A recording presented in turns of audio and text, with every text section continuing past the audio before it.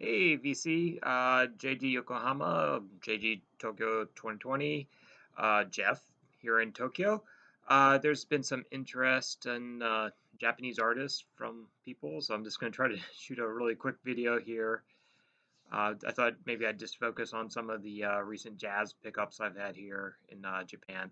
So the majority of these are going to be more of the soul jazz, fusion, more experimental type stuff. Yeah, I have quite a stack back in the States, so maybe I'll go into that when I get back in a couple months or so. So let's just jump right in. So let's talk about some Japanese jazz artists and fusion artists. So this is a recent reissue. The originals go for thousands. This is Head Rock by Jiro Inagaki. So he is a Japanese sax player. If you look at his early stuff, it's all this really crazy cheesecake stuff with half naked, literally half naked ladies on the cover. Never picked any of that up, and yeah, if I see it, maybe I'll be kind of tempted for the cheese factor. But yeah, so sax player. This one, yeah, as it looks, yeah, more in the fusion, jazz fusion, a little more on the jazz side, but very fusiony, um, psyche, trippy, yeah, jazz rock. Let's see. This one's a gatefold. This one's the original was on Tract Records. I occasionally I pick up. This is one of those labels I like to pick up when I see it. Sometimes you can get them on the cheap, especially the represses. But yeah, so it reproduces the original label. But yeah, this is the repress because it has the Project Revinyl, which is a HMV. They're still around here.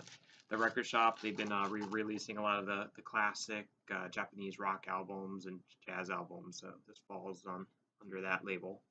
Uh, they go for about 40 bucks in Japan, so you can probably get it about 60-ish or higher, maybe 80. I think these are pretty limited. I think they only do like 1,000 or something like that, so they do sell out after a few months. So I always pick these up when I see them. If it's something I really want, they're re-releasing one of his later albums. This is 1970. They're going to re-release Funky Stuff in a few months, but it's about the time I'm moving, so I may or may not pick that up. Notably on this one, I would really check out the cover of Spoonful. That one's a really good one. Yeah, 10 years after I think did that, and a bunch of other artists. But this is one of my favorite versions of Spoonful. So let's see. Um, Next one I'm going to go into is oh, by the way, I do have a playlist in the video description. It has all these artists on it, so you can just click right there, find them, you can listen. Don't have to, and that way you can just kind of cut and paste the names because Japanese names can be a little difficult sometimes. Next guy is Hiromasa Hino, Hino being the last name. On this particular album, he's playing trumpet and flugelhorn from the looks of it. So he's considered to be one of the great Japanese musicians out there, still around. This is, I don't know, I think it's like his fourth or fifth album as a band leader anyway. Motohiko Hino on drums, Steve Grossman, Harold Maberman, Richard Davis. Yeah, so I put the title track, our introduction. Oh no, that's the first side actually. I think I put it in. It's in the comments. So again, tracked. So here, let's open this.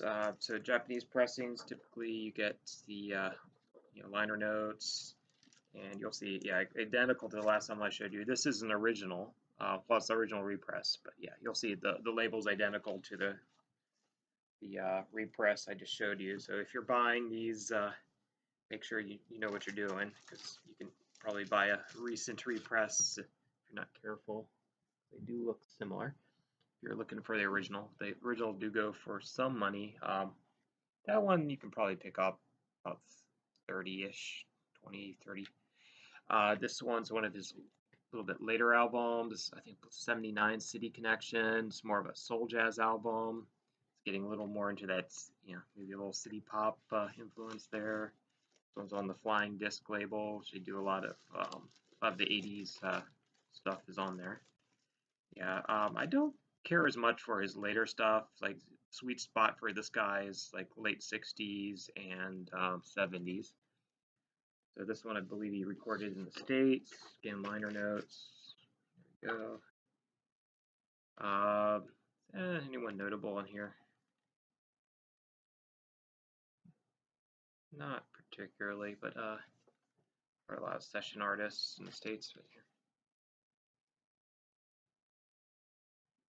yeah, and one thing with him too, I put it in the comments. He also did record a track with the Traveling Band called Crash. It's worth some money if you can find it. I'd love to run into it. It's a really cool song. It was recorded between the Anywhere album and the Satori album that's really popular in the VC now. So yeah, so Hiromasu kind of ranges in the 70s, especially.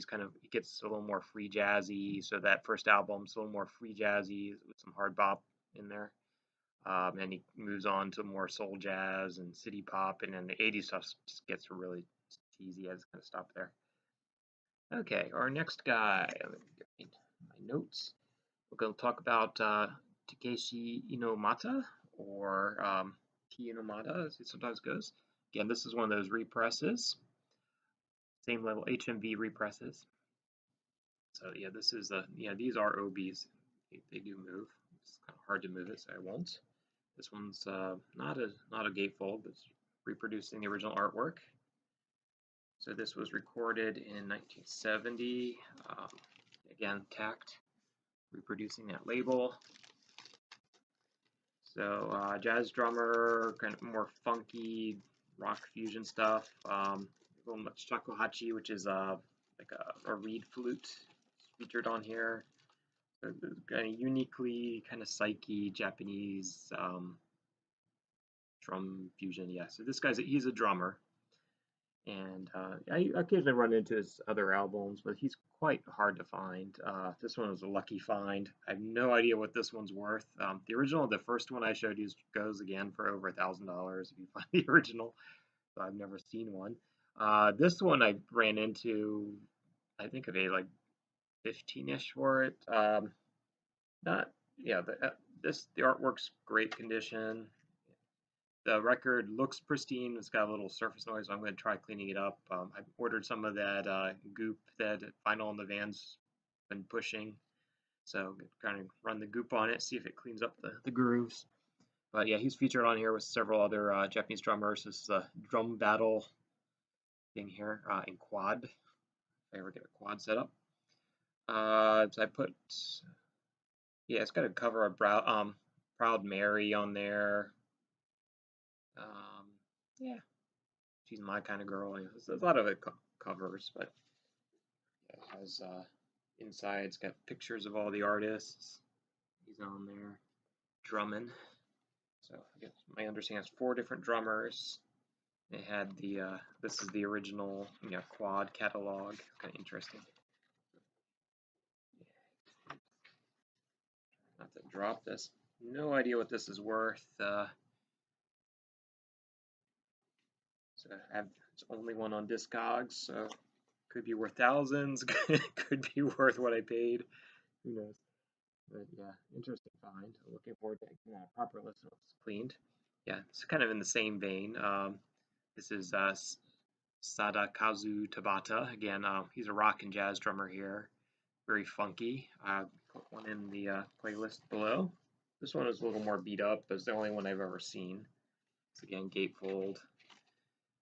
You see this often with the Japanese quad recordings and so on, but they have like the setup, all the instruments in there. And this one's got there's a lot of covers on this one, but it's got things like Come Together, California Dreaming, Sunny.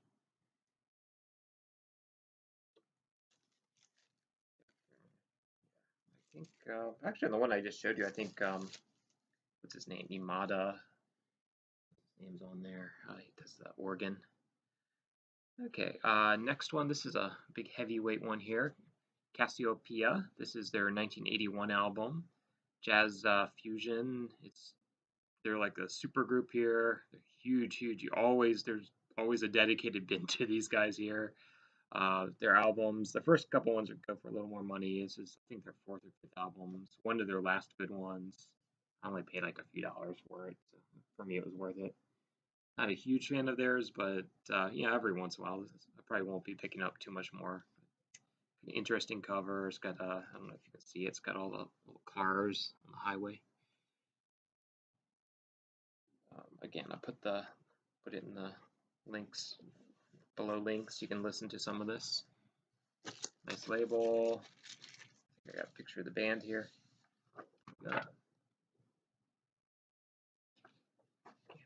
Active. Actually, they're still active today, is my understanding. I think they still tour. They about 30 or so albums. So let's pop that back in. That later. Okay, next guy, another heavyweight. This guy is reporting with Steve Lacy here. Masahiko Togashi. Togashi is last name. So he's one of the original free jazz leaders here in Japan. So the free jazz movement, 70s mostly. Jazz got very tame in the 80s. So most 80s jazz is pretty much a miss here. Here we go. So this is with Steve Lacy. He's on, of course, soprano sax. And yeah, Togashi's doing percussion. Very, very Japanese style, minimalistic. It sounds very, very Japanese if you've heard Japanese drumming before. But interesting with this guy, he was actually paralyzed in, I think it was 69. So he does not have the use, or did not, I guess he's not around anymore. He did not have use of his legs. So he has a kind of a custom drum kit here. He's worked with Ornette Coleman, Blue Mitchell, Lee Morgan, Sonny Rollins, of course, Lacy, Charlie Hayden, Paul Bley, Gary Peacock, and Yuji Takahashi, who I'll talk about in a moment. But yeah, he got to start in the actually way back in the 50s, working with Toshiko Akiyoshi. Maybe I'll show some of her stuff another time. And Sadio Watanabe, another artist. I have a couple of his things. So most of it's kind of throwaway, but one of those huge artists with Akiyoshi. So this particular one I kind of lucked into. I may or may not. I think they go for some bucks actually, but this one actually is a white label promo or test press. I'm not sure which. It says like for inspection or something in Japanese. But yeah, this is one of the ones I paid a little bit more for, but I suspect, yeah, the regular copies usually go for a couple hundred or more, so I suspect this is worth at least a few hundred. So definitely more than I paid for it. Nice clean copy. Here's another Steve Lacy one. Steve Lacy did get a few albums in the late 70s, 80s here in Japan with various Japanese, more experimental artists. So this is the Distant Voices one with Steve Lacy again, Yuji Takahashi, and Takehisa Kosugi. So this is, I believe, a German repress. It came out maybe last year. So I actually found a used copy here, so I didn't pay full price. But yeah, it has a little booklet with all the original booklets, been translated, and goes into a little bit the history here. Give it another read. I think I read it when I first bought it, but this was recorded in '76. It was released around that same time in Tokyo. So Steve Lacy again on sax. Yuji Takahashi in this case is on piano and celesta, and Kosugi is on violin, to some vocals, toy flute, and percussion. So going into these guys. So Yuji Takahashi, he's a Japanese composer, pianist. He does a lot of work with traditional Japanese instrumentation, and notably he was a member of the Water Buffalo Band, which is kind of another jazz fusion one in same vein as the other ones I showed you.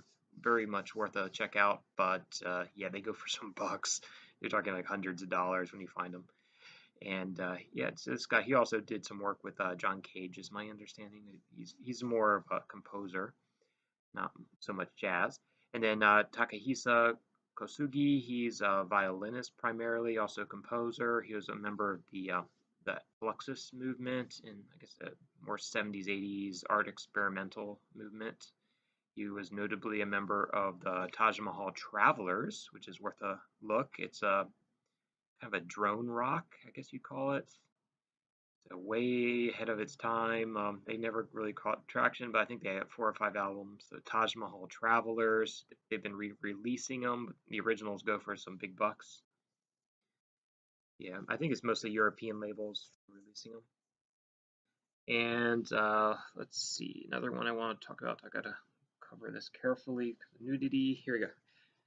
So Kyoto Jazz Massive. This is a fairly recent find of mine. This is actually a German pressing. The Japanese ones, again, get a little pricey, at least 50 bucks to 100 bucks in that range. So this one's more of a comp. So the Kyoto Jazz Massive, and more recently there's a Kyoto Jazz Sextet. They released an album last year. I was a little bit tempted to get it, but I think I passed on it. Probably will continue to pass on it. But yeah, it's more acid jazz, fuser jazz. This one's a comp of the artists active. This was like 94, 94, 95. So the comp came out in 94 in Japan. This one's 95, I believe. So a couple artists you might know here, DJ Crush, he's probably the most famous internationally, Mondo Grosso. But yeah, the Massive, basically it's 2 brother producers in Kyoto. That's kind of a little bit more southern of the main island of the Japan traditional area. So they're kind of a production team, DJs, whatnot, have their own record label, record shop. So basically, it's a lot of these acid jazz type, hip hop type artists around that area, and they collaborated on their various albums. And this one's more of a comp of their individual works. So I only paid a few dollars for it. This is, as I think Steve Carlson was saying, is one of those purchases you get for your wife to kind of distract her from the more expensive stuff. It was kind of beat up, but I only paid a few dollars for it. So I'm very happy to see that. Like, hey, look what I found, honey. Okay, next one uses is definitely more in the fusion thing, but it falls more with these the other artists here than rock artists I might show later. So I'll do another video or 2 or 3 as I can. But this is Osamu Kitajima rather. So Kitajima, like North Island. So this is an original Japanese pressing, the first pressing of. So he's a multi-instrumentalist. He does acoustic guitar on this. Shamisen koto, biwa, and synths on this album. There's also some shakuhachi, like the Japanese flute. I don't think he does it. So this is what the original Japanese pressing looks like. It's missing the obi, unfortunately. Notably, Bobby Hutcherson is on vibraphones on this one. So yeah, there he is. There's some of the artists appearing. So it's a really good prog fusion type album. Worth a shot, worth a listen. It's this one's 1980, and yeah, you can listen to it with all these other ones down below in the link there. So just try to do a quick overview of some of the stuff I've been picking up, and I'll try to do a few more of these as I pick up stuff or as I'm reunited with my collection back in the States. So yeah, signing out. Have a good one, vinyl community. Yeah, I'll try to do some with Japanese rock, punk, and whatnot very soon as time allows. So, see you guys.